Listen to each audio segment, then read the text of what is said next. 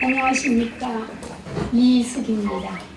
네, 저는 이제 회고담을 얘기하다 그래서 그냥 선생님하고 늘 이렇게 마주 앉아서 이야기하던 그런 식으로 소담하는 식으로 이제 하도록 하겠습니다.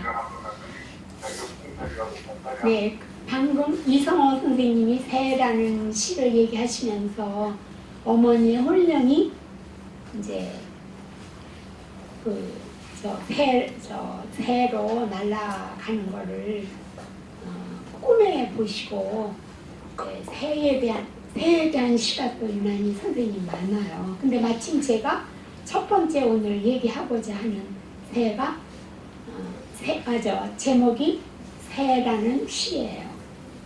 네, 한번 읽어보겠습니다.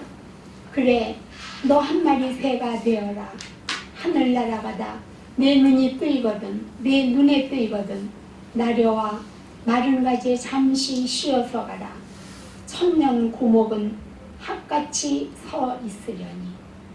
이제 누구나 이 시를 읽으면은 선생님과 가까이 했던 사람은 이 시는 나에게 써주시는 거구나, 그렇게 느끼게 되는데, 특히 이제 저는 그렇게 느껴요. 저기 새 그림 보면 큰 학 두루미가 있고 거기 새끼 앞에 아장아장 걸어가고 있죠. 저를 보면 제가 선생님 그늘에서 저렇게 있었던 그런 과거를 보는 것 같고, 또 하나는 네 맘대로 천공을 날아다니다가 내가 눈에 뜨이거든. 나는 그냥 고목같이 늙은 고목이 학처럼 있을 테니까 와서 쉬어라. 근데 저는 정말 그랬거든요.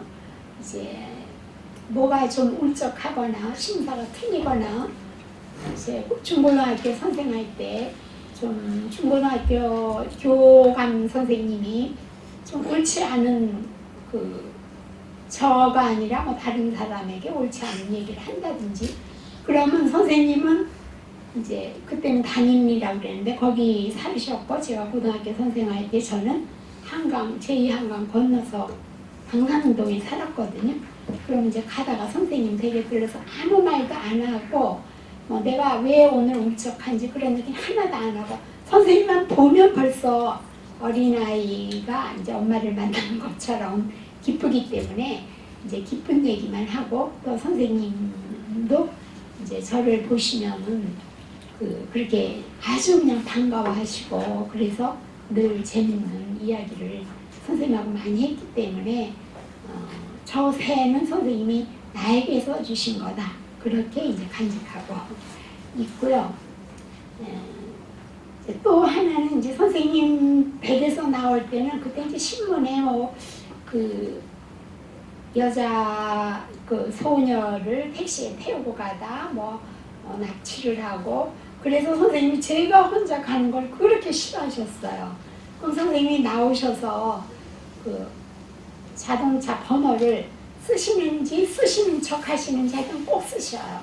어떤 때는 제2한강만 건너면 저희 집이니까 선생님이 그 택시를 타고 데려다 주시고 그 차로 되돌아가시고, 그런 게 이제 몇 번 있어요. 그래서 내가 어디에서 이런 얘기를 했더니 생선사 그때 김성부 사장인가 그분이 이제 웃으면서 에이 그거 이 선생님만 그런 거 아니야, 모든 여자한테 그래, 이제 그러시더라고요. 그렇게 이제 선생님하고는 참 허물이 없이 그냥 서영이 대신, 미국 간 서영이 대신 이렇게 그냥 아무 때나 가고, 내가 아무리 집에서 논다고 너는 그렇게 전화도 없이 아무 때나 오냐?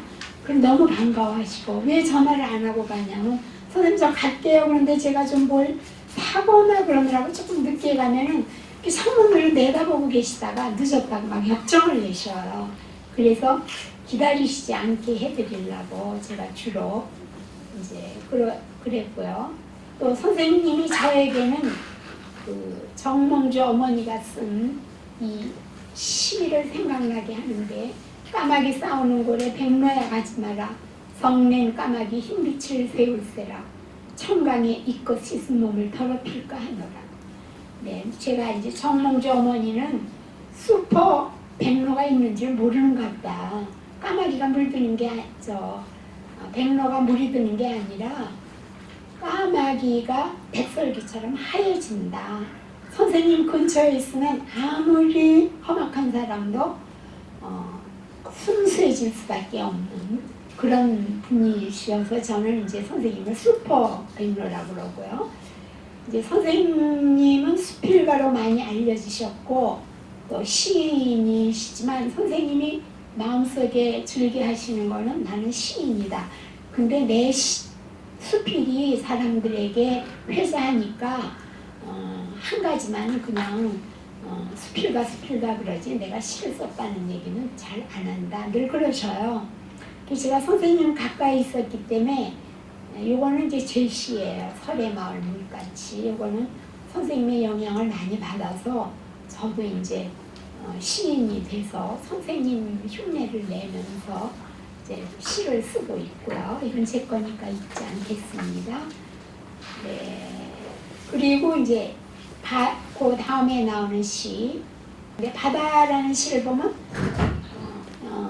저 바다 소리칠 때마다 내 가슴은 뛰나니 저 파도 들이칠 때마다 피가 끓나니 아직도 나의 마음 바다로 다름질 치나니.